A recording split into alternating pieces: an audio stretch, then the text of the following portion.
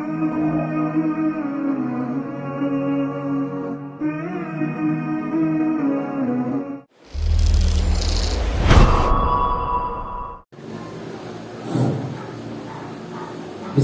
walhamdulillah wassalatu wassalamu ala rasulillah wa ba'd.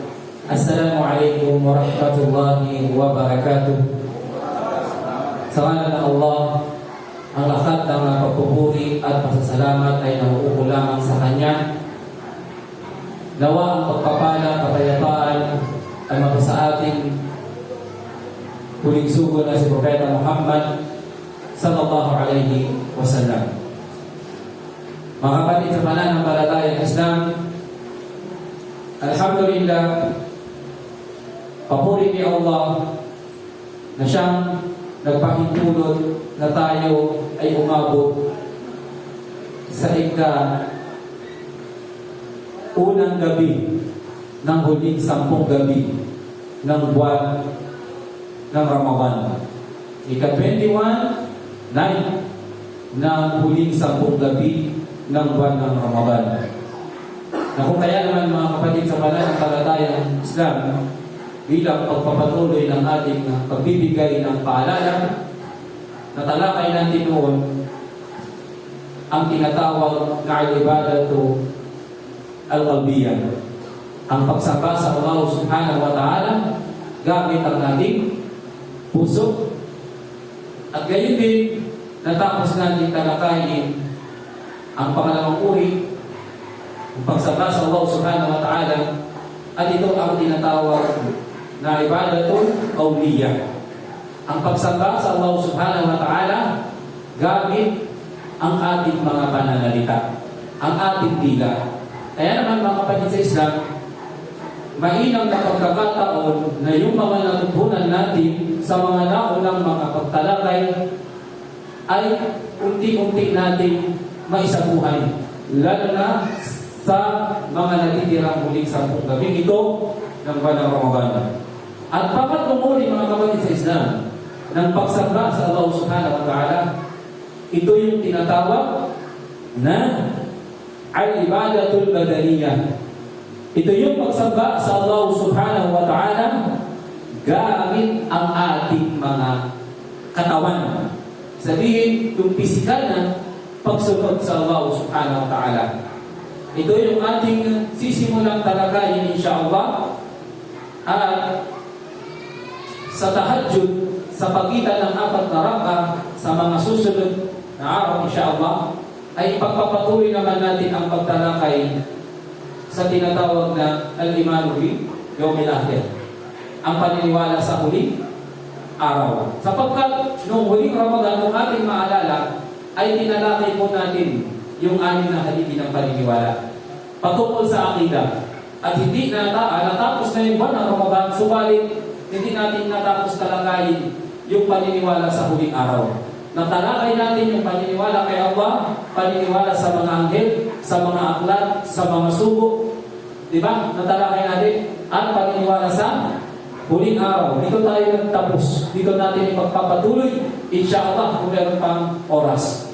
At sa ngayon, sa pagitan ng 4 na raka ng tarawih na ito, ay pagpapatuloy naman natin ang pagtalakay sa mga uri ng pagsamba kay Allah subhanahu wa ta'ala. At dito nga tayo magsisimula sa tinatawag na al-ibadatul badaniyah. O dito tayo magpapatuloy. Sinabi ng ating mga ulama, ano nga ba itong pagpapahulugan ng ating mga eskola patungkol sa tinatawag na al-ibadatul badaniyah? Sabi nila, al-ibadatul badaniyatu hiya al-ibadatu allati yutaqarrabu biha ila Allah bi isti'malil badan. Sabi ng ating mga eskola, sabi nila, ang ibig sabihin daw ng pagsamba gamit ang katawan, ito, sabi nila, ang pisikal na pagsamba ay ang mga gawaing pagsamba sa Allah subhanahu wa ta'ala, na ang tao ay nagpapalapit sa Allah sa pamamagitan ng paggamit ng kanyang katawan. Yung paggamit ng ating lakas. Paggamit ng ating katawan. At napakarami nito mga kapatid sa Islam. Maraming pagsamba gamit ang ating katawan, gamit ang ating lakas, na hindi kayang gawin kapag wala ka lakas. pag hindi malakas ang iyong katawan. Okay? Napakaraming mga pagsamba gamit ang katawan, tulad halimbawa ng salat na siyang ating ginagawa ngayon. Kung hindi ba tayo malakas, makakapunta ba tayo dito sa masjid? Magagawa ba natin tumayo para sa salat? Hindi. Kaya ito ay biyaya sa atin ng Allah subhanahu wa ta'ala na binigyan niya tayo ng lakas, kakayahan na maitayo ang mga sala na ito. Dahil kung hindi sa awa ng Allah, sa biyaya sa atin ng Allah, ay hindi tayo makakapunta dito sa masjid. Hindi natin magagawa itayo yung mga pagdarasan na ito. Tignan natin yung mga kapatid natin, merong mabigat na karamdaman, nasa labis na katandaan na. Gustuhin man nilang pumunta dito sa masjid, ang ilan sa kanila nalumod na lamang. Umiiyak, dahil gusto nila sana, andyan din ako ngayon. Gusto ko pumunta dyan, brother, kaso may sakit ako, mahina na ako, hindi ko na kaya. Diba? Nakikita natin yan. Kaya, dapat makita natin itong malaking biyaya sa atin ng Allah na binibigyan niya tayo ng lakas na siya namang dapat nating samantalahin bago dumating sa atin ang karamdaman. Sinabi ni Propeta Muhammad sallallahu alaihi wasallam, "Yaqdani khams, samantalahin mo ang 5 bago dumating ang 5." At kabilang dito, sinabi ng Propeta Muhammad sallallahu alaihi wasallam, ang iyong lakas bago dumating sa iyo ang mabigat na karamdaman o sakit na kung saan kapag dumating na ang karamdaman ito ay marami na pagsamba na hindi mo kayang isagawa dahil sa hina ng ating pisikal na pangangatawan. Kaya mga kapatid, sa pananampalataya ng Islam, ang salat, ang pag-aayuno, ang hajj, kabilang yan sa mga pagsamba na kailangan meron tayong malusog na pangangatawan. Kaya nga, ang saum, obligat sa mga Muslim, nasa tamang edad, nasa tamang pag-iisip, nasa malusog na pangangatawan. Sapagkat kung sila ay mayroong mabigat na karamdaman, ay maaari hindi sila makabag. Ayuno, ang hajj, kahit merong kang yaman, kung ikaw naman ay merong sakit at hindi mo kayang tumayo, hindi mo kayang maglakbay papuntang Makkah, maapektuhan din ito. Kaya napakaraming mga uri, gawain pagsamba na kinakailangan talaga ng malusog na pangangatawan ng da'wa. Ang pagtulong sa pagpapatayo ng masjid, pagbubolunteer sa da'wa, pagbubolunteer sa mga gawain dito sa masjid, pagpapakain, lahat dyan pinagalitan ng katawan. Kaya kung ikhlas tayo sa Allah, lahat dyan ay gagawin paraan sa atin ng Allah subhanahu wa ta'ala. Mga kapatid sa Islam, sinabi ni Propeta Muhammad sallallahu alaihi wasallam sa hadith na inulat ni Abu Hurairah radhiyallahu anhu. Sabi niya, Abu Hurairah radhiyallahu anhu, si Abu Hurairah, kalugdan nawa siya ng Allah, ay nagulat ang hadith at sinabi ka ng Rasulullah sallallahu alaihi wasallam, qala Rasulullah sallallahu alaihi wasallam, al-mu'minul qawi khairun ma ahabbu ila Allah min al-mu'min al-da'if. Ang mananampalataya daw ikat na malakas ang kanyang katawan, malakas ang kanyang iman, ay mas mainam at mas kamahal-mahal kay Allah kaysa isang mananampalataya mahina. Ulitin natin, al-mu'minul qawi, sabi ng Rasulullah sallallahu alaihi wasallam, ang mananampalataya ikang malakas ang kanyang katawan, ang kanyang iman, ay mas higit na kamahal-mahal, mas mainam ang kamahal-mahal sa Allah subhanahu wa ta'ala din ang mu'minul qawi kaysa sa isang mananampalataya mahina. Mahina rin ang katawan at maaaring mahina rin ang kanyang iman. Mahina rin ang kanyang pagsamba sa Allah subhanahu wa ta'ala. Wa fi kullin khair. At sa bawat isa naman ay mayroong kabutihan sapagkat pareho pa rin silang mananampalataya kay Allah subhanahu wa ta'ala. Kung ikukumpara mo sa malakas na hindi mananampalataya, higit na mas mainam pa rin ang isang Muslim na mananampalataya, mahina man ang kanyang katawan. Subalit ang pinakamainam, malakas ang kanyang katawan at malakas din siya sa pagsamba sa Allah subhanahu wa ta'ala. At sinabi na sa kalugtong ng hadith, ahris ala ma yanfa'uka wasta'in billah wa la ta'jiz wa in asabaka shay fala taqul law anni fa'altu kana kada wa kada walakin qul qadara Allah wa ma sha'a fa'al fa in law taftahu amal syaitan. Sabi ng Rasulullah sallallahu alaihi wasallam, napakaganda ng hadith na ito mga kapatid sa pananampalataya ng Islam. Sabi ng Rasulullah sallallahu alaihi wasallam, maging masigasig ka sa mga bagay na kapag-ipakinabang sa iyo. maging masigasig ka daw ika sa mga bagay na kapaki-pakinabang sa iyo. Tulad ng pagsamba. Humingi ka ng tulong sa Allah at huwag kang maging tamad at huwag kang maging mahina. Ang ganda ng payo ng Rasulullah sallallahu alaihi wasallam. Maging abala ka, maging masigasig ka ika sa mga bagay na nagdudulot ng pakinabang o kapakinabangan sa iyo.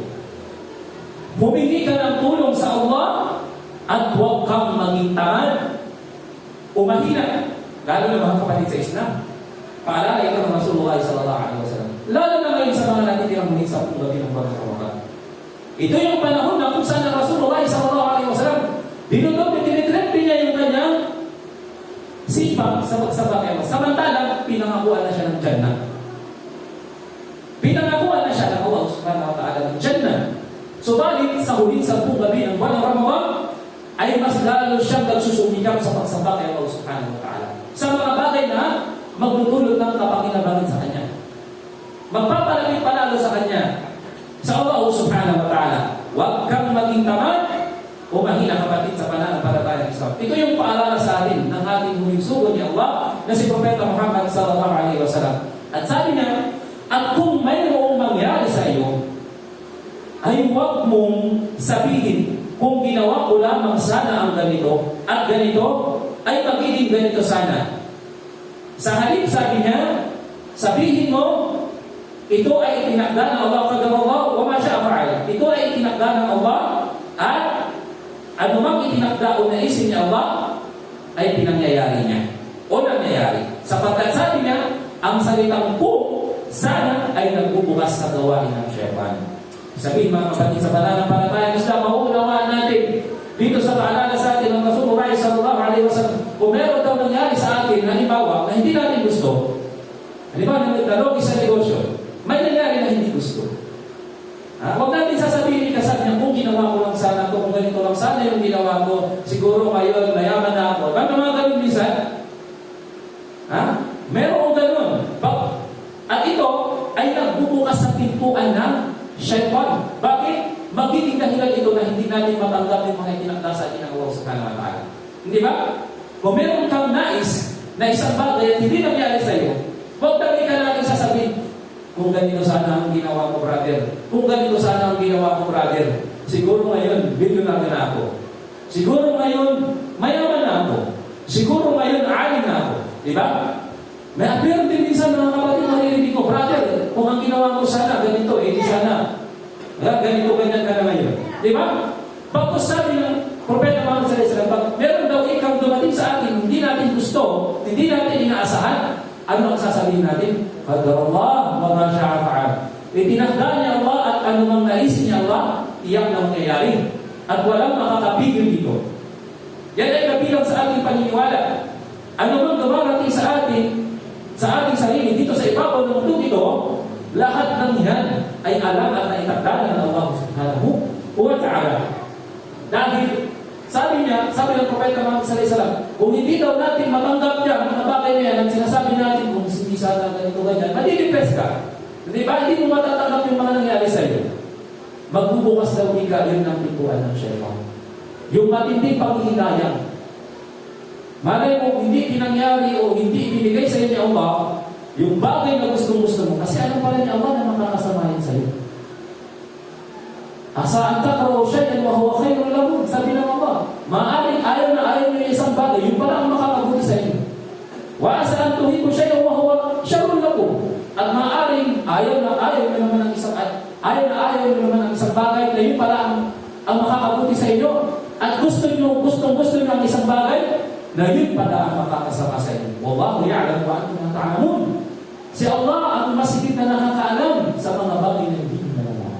Kaya napakaganda ng paalala ito sa atin ng mahal na Propeta Muhammad sallallahu alaihi wasallam. Ang malakas na mananampalataya ay mas mabuti at mas mainam, minamahal ni Allah, mas kamahal-mahal ni Allah kaysa sa isang mahinang mananampalataya. Subalit bawat isa sa kanila ay parehong may kabutihan. maging masigasig ka sa mga bagay na magdudulot ng pakinabang sa iyo at humingi ka ng tulong sa Allah at huwag kang maging tamad, huwag kang maging mahina. Napakaganda ng paalala sa atin ng Rasulullah sallallahu alaihi wasallam. At kung mayroong mangyari sa iyo na isang bagay, huwag mong sabihin, kung ginawa ko lamang sana ang ganito, kung ganito lang sana ang ginawa ko, ay sana naging ganito ang nangyari o maging ganito ang nangyari. Bagkus sa halip, sabi niya, sabihin mo, qadarullah wa ma syaa fa'al. Itinakda niya Allah at anumang naisin ng Allah subhanahu wa ta'ala ay pangyayarihin niya at walang makakapigil dito. Mga kapatid, sa pananampalatayang Islam, huling 10 gabi ng buwan ng Ramadan, itong paalalang ito ng Rasulullah sallallahu alaihi wasallam na ating napakinggan, insyaallah ay magdulot sa ating ng kabutihan. Yung ating mga paalala, lalo na sa huling 10 gabi ng buwan ng Ramadan na ito, yung oras natin sa paglilibang sa labas, hanggang maaari, kung nariyan din tayo sa labas para tumambay, hindi ba kapatid, mas mailang na pumasok na lang tayo sa masjid at magbasa ng Quran? Magdikir na lang tayo, magsala na lang tayo. Hindi ba kung nandito tayo ngayon sa loob ng masjid at nagkukwentuhan sa mga makamundong bagay, hindi ba dapat tungkol na lang sa Islam ang pag-usapan natin? Dahil di natin alam, ika-21 night ng gabi ng buwan ng Ramadan ngayon, paano kaya pag sa gabi ito tumama ang Laylatul Qadr? At tayo ay naging pabaya, mga kapatid sa Islam. Sinasabi na natin mga ulama, kung bakit hindi ibinigay sa atin ang eksaktong gabi ng Laylatul Qadr, kabilang sa mga wisdom, sabi ng ating mga ulama, sapagkat kung ang Allah subhanahu wa ta'ala ay tinukoy sa atin yung specific na araw o gabi ng gabi ng Laylatul Qadr, baka doon lamang sa gabi iyon tayo magsumikap sa pagsamba. Kung sinabi halimbawa na ang gabi ng Laylatul Qadr 100% tatama sa ika-21 night, siguro sa mga susunod na gabi ay wala nang papasok sa masjid. Di po ba? Kahit sabi ng natin mga ulama, ang pagsisikreto sa atin ng eksaktong gabi ng Laylatul Qadr ay awa at biyaya sa atin ng Allah subhanahu wa ta'ala. Upang sa ganun, ay mapagsumikapan natin ang buong natitirang 10 gabi ng buwan ng Ramadan. At lahat ng ginagawa natin pagsusumikap, pagsamba sa mga gabi niyan, ay nagsisilbing investment natin. Imagine mo, hindi lang isang gabi tayo mag-i-invest, bagkus buong 10 gabi. Pag nag-invest ka, inshallah, aalin natin yan sa akhirah. Aalin natin yan sa Jannah, inshallah. So, nawa mga kapatid sa Islam, ay gabayan tayo ng Allah subhanahu wa ta'ala, pagkalugan tayo ng lakas ng katawan, iman sa ganun. Itong natitirang 10 gabi ng buwan ng Ramadan, itong natitirang buhay na ipinapahiram sa atin ng Allah subhanahu wa ta'ala, ay magamit natin sa mga bagay na magdudulot sa atin ng pakinabang dito sa mundong ito. Higit lalo sa ating paglisan dito sa ibabaw ng mundong ito. Higit lalo sa ating libingan. Subhanahu wa bihamdik. Masyadong la ilaha illa anta wa nastaghfiruka wa natubu ilayk. Assalamualaikum warahmatullahi wabarakatuh.